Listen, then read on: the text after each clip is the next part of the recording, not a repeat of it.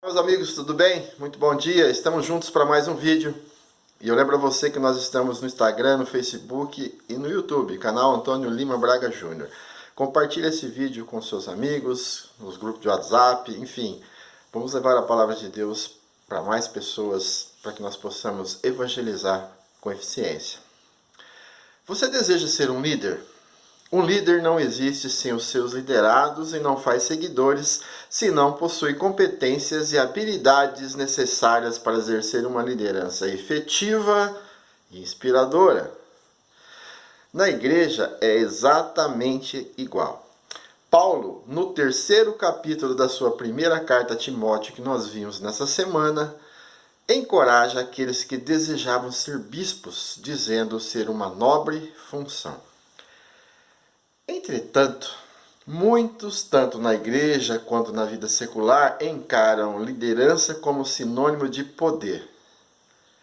Sabe de uma coisa? O poder é a pior parte de um líder. Paulo então descreve com detalhes como um bispo, presbítero, pastor, padre, como queiram, deve ser para poder estar na liderança da Igreja de Cristo. Ele diz que ele deve ser irrepreensível, ou seja, correto, respeitável. Isso não diz que ele seria sem pecado, pois assim sendo, não teríamos ninguém apto para a função, não é mesmo? Esse líder deveria ser marido de uma só mulher. Paulo aqui ataca firmemente a poligamia e a prostituição. Surge aqui uma discussão sobre o celibato. Discussão essa que, a meu ver, é uma bobagem sem fim, pois o bispo poderia ser casado ou não. Paulo e o próprio Timóteo não eram casados, mas o próprio Paulo recomendou o casamento para não se abrasar, ou seja, para que as pessoas não ardem em desejo, que não fiquem procurando coisas fora de uma vida conjugal. Está lá em 1 Coríntios 7, versículo 9. Também deveria ser um homem sóbrio, controlado, hospitaleiro, apto para ensinar. Se um líder sem conhecimento é como um motorista de ônibus que não sabe dirigir. Imagina a situação? O líder tem que se preparar antes. Muitos pastores são motivos de chacota, pois não sabem nada de doutrina e não são capazes de interpretar um texto simples. Como pode discipular um novo cristão na fé? O bispo não deve ser dado ao vinho. Aliás, nenhum líder qualquer, tanto na igreja como fora dela, deve ser apegado à bebida. Não existe nenhum respeito por um líder que anda embriagado. O bispo não pode ser violento, deve ser inimigo de contendas, também não deve ser apegado ao dinheiro.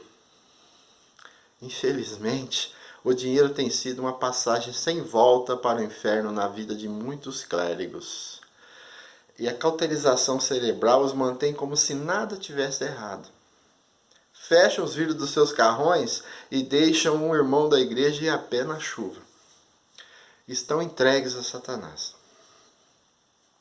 O bispo também deveria e deve governar bem a sua própria casa. Não é um ser como um monstro, mas um líder de verdade, que é seguido por respeito, não batendo na sua esposa e filhos, mas orientando-os.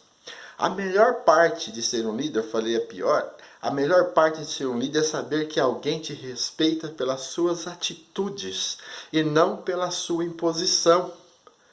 É na sua casa que acontece a mesma coisa. Seus filhos, sua esposa devem te respeitar pelas suas atitudes e não por aquilo que você impõe. Um bispo ou presbítero não poderia ser um novo convertido à fé cristã. Por quê? Porque isso poderia deixá-lo soberbo, assim como aconteceu com o diabo. Ele não teria estrutura espiritual para liderar a igreja de Cristo. Hoje em dia, tanto na vida secular quanto na igreja, muitos líderes são empossados por motivos políticos. Pasmem vocês. O resultado é catastrófico em qualquer situação.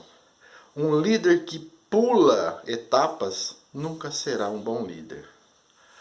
O bispo deve ter boa reputação perante os de fora, para que não caia em descrédito nem na cilada do diabo.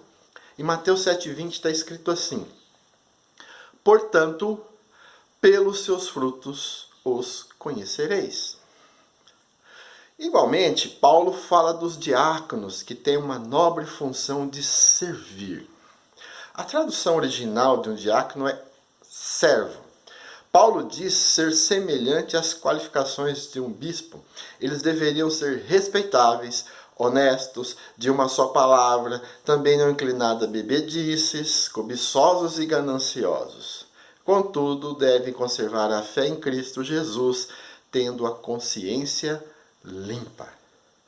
Um diácono, antes de ser separado para o diaconato, deveria ter um tempo de experiência para ver se estaria preparado. Tem muitos que são separados tão rapidamente que não exercem nada da função e já se tornam bispos ou pastores. Um erro sem precedentes. Igualmente, as suas esposas, um diácono tem que ter uma esposa digna, não caluniadora, mas sóbria e confiável em tudo. Está no versículo 11. Paulo fecha o capítulo desejoso de estar com Timóteo e em breve. E relata que a igreja é a coluna e fundamento da verdade. Ele ainda cita parte de um hino antigo da igreja tradicional que era da seguinte maneira: e, sem dúvida alguma, grande é o mistério da piedade. Deus se manifestou em carne, foi justificado no Espírito, visto dos anjos, pregado aos gentios, crido ao mundo, recebido acima na glória. Versículo 16. Um bom dia, meus amigos. Que a paz do nosso Senhor Jesus Cristo esteja com todos.